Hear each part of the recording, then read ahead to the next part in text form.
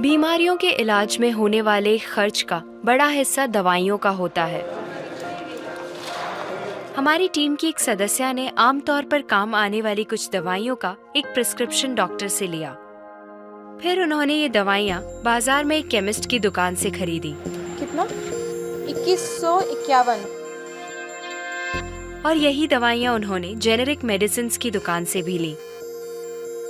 कितना हुआ इसका? 354। दवाइयों की कीमत में जमीन आसमान का फर्क दिखाई दिया। राजस्थान में कम कीमत में मिलने वाली इन जेनेरिक दवाइयों की शुरुआत की चित्तौड़ के पूर्व कलेक्टर डॉक्टर समित शर्मा ने।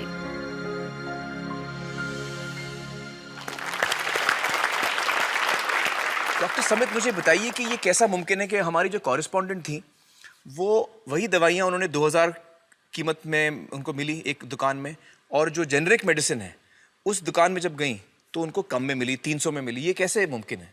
ठीक इसी समय प्रतिक्षण प्रतिपल एक ट्रेजेडी हमारे चारों ओर घट रही है। अर्थक्वेक की या कोई सुनामी की बात करें, उसमें जितने लोगों की जानें एक दिन में जाती हैं, उससे ज़्यादा जानें प्रतिदिन इस ट्रेजेडी की वजह से जाती है। वो क्या ट्रेजेडी है? वो ट्रेजेडी ये है साहब कि जो दवाइयों की जो वास्तविक कीमत है वो तो बहुत ही कम है, पर जो दवाइयाँ हम जब बाजार से खरीद के लाते हैं तो हमें वो 5 गुना, 10 गुना, 20 गुना, कई बार तो 50 गुना से भी ज़्यादा दामों पे हम उसको खरीदते हैं। जैसे हम भारत में अगर देखें कि 40 करोड़ से ज़्यादा लोग ऐसे हैं जो अपने लिए 2 वक्त की रोटी नहीं जुटा पाते, तो क्या वो उस दवा को खरीद सकते हैं? बहुत सारे लोगों को इस वजह से दवाई नहीं मिल रही। यस, WHO कहता है कि स्वतंत्रता के 65 वर्ष पश्चात आज भी 65% of the Indian population lacks regular access to essential medicine. जो मेन दवाई हैं, जो आवश्यक दवाइयां हैं, वो उन तक नहीं पहुंच पाती रकम की वजह से। मुझे बताइए कि ये जो जेनेरिक मेडिसिन जो हम कहते हैं, अभी ये अंग्रेजी का शब्द है, इसको हिंदी में कैसे समझाएं? मैं आपको बहुत सरल भाषा में बताता हूँ। हाँ। तो ये जेनेरिक नाम जो दवा का जो मूल सॉल्ट है, जो इसके अंदर जो दवा है उसका नाम है, केमिकल नाम, उसका केमिकल नाम है। अब जैसे और उदाहरण अगर सरल करके बताएं इसको, तो जैसे ये लड़की दुबली पतली सी नजर आती है, तो मैं अगर डॉक्टर हूँ हाँ। तो मैं इसको ये कहूँ 1 गिलास दूध सुबह 1 गिलास शाम को पिया कर। पर चिकित्सा के व्यवसाय में दुर्भाग्य से हमारे देश में ऐसा नहीं हो रहा। हम ये नहीं कहते कि आप भैंस का दूध लेके आइए, हम कहते हैं कि वो रामू की भैंस का दूध लेके आना। यही ब्रांडिंग है। ये जब उसकी दुकान पे जाती है, वो कहता है 500 रुपए लीटर है, लेना है कि नहीं लेना। तो जो 30 रुपए की चीज़ है वो 500 रुपए में मिलती है। तो अगर मैं डायबिटीज़ की दवा ले रहा हूँ और अगर मैं ब्रांडेड दवा लेता हूँ तो मुझे कितने की पड़ेगी? जैसे एक 117 रुपए में भी है, 117 रुपए में मिलती है। अब और अगर वही चीज़ हम उसके जेनेरिक मेडिसिन के नाम से लें तो वो कितने की बनती है? वो मात्र 1 रुपए 95 पैसे में 10 गोली मिलती है।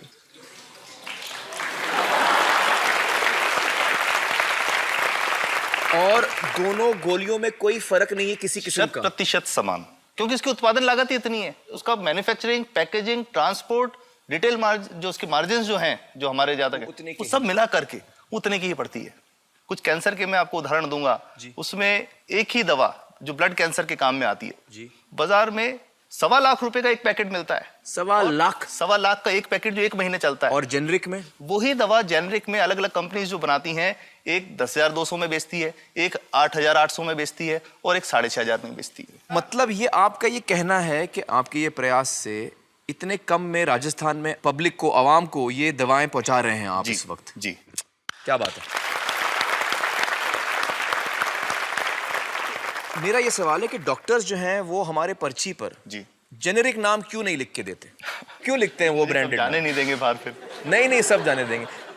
जब एक नया मेडिकल प्रैक्टिशनर जब प्रैक्टिस शुरू करता है, तो उसके पास जो कंपनी के जो मेडिकल रिप्रेजेंटेटिव्स होते हैं, सेल्स बढ़ाने का उनका काम होता है, मार्केटिंग प्रिंसिपल के हिसाब से सेल्स एजेंट होते हैं बेसिकली। फिर वो कहते हैं कि साहब आप हमारी जो दवा है यही लिखना, ये बहुत बेहतर दवा है, इससे मरीज ठीक होगा। और उनको डॉक्टर्स को लिखने के लिए उनको प्रेशराइज किया जाता है, उनको टेम्प्ट किया जाता है। तो ये इसमें बहुत बड़ा कारण है जो दवा की कीमत को उसकी वास्तविक कीमत से 5, 10 गुना, 20 गुना तक बढ़ा देता है। एक बहुत बड़ा कारण है, क्योंकि हमारे पास जब हम टेंडर करते हैं तो बहुत सारे कंपनी वाले आते हैं, जो भारत की जो सबसे बेहतर कंपनियां, जिसके भी नाम वो रेपुटेड कंपनियां जिनके नाम आप ले सकते हैं, वो सभी हमें वो उसको जो 70 रुपए की है उसको 2 रुपए में, 5 रुपए में दे रही है, 30 रुपए की दवा 2 रुपए में दे रही है। इतना ज्यादा फर्क।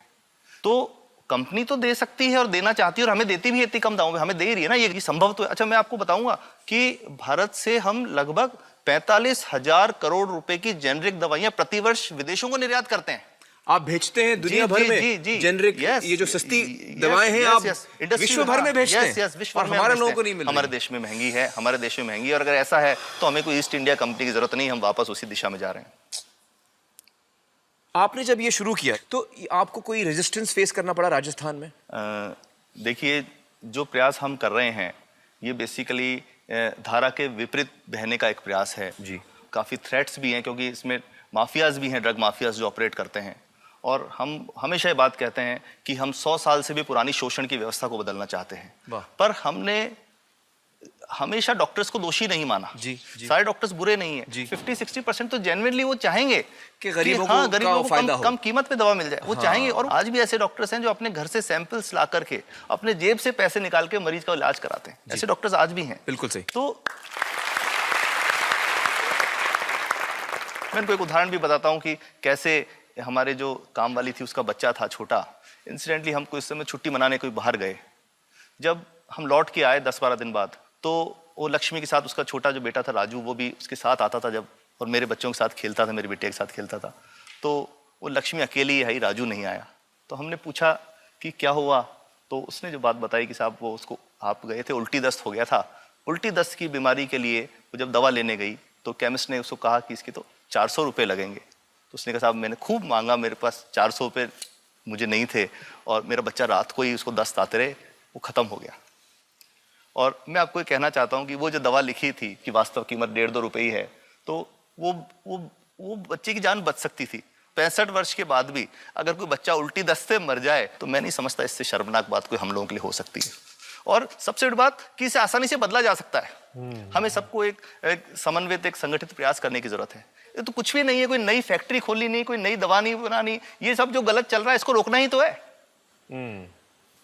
तो दोस्तों, डॉक्टर समित की बातों से हमें यह पता चला है कि दवाइयों का जो कॉस्ट होता है, जो उनको बनाने का खर्च होता है, वो बहुत ही कम होता है, और हमें इन कम दामों में ये दवाइयाँ मिल सकती हैं अगर हमारी राज्य सरकार जेनेरिक मेडिसिन की दुकानें खोले, जैसे राजस्थान सरकार ने किया है, और जिसके लिए हम उन्हें सलाम करते हैं।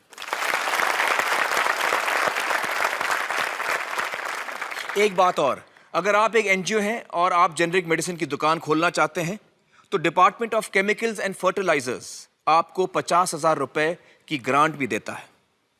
डॉक्टर समित, आपने बहुत ही बेहतरीन काम किया है और इस बहुत ही अहम मुद्दे पर रोशनी डालकर हमारी आंखें खोल दी हैं, और हमारी दुआ यह है कि जो काम आपने राजस्थान में शुरू किया है वो हर राज्य में फैले, देश के कोने कोने में फैले। बहुत बहुत शुक्रिया हमारे साथ बातचीत करने का doctor Samit, thank you so much.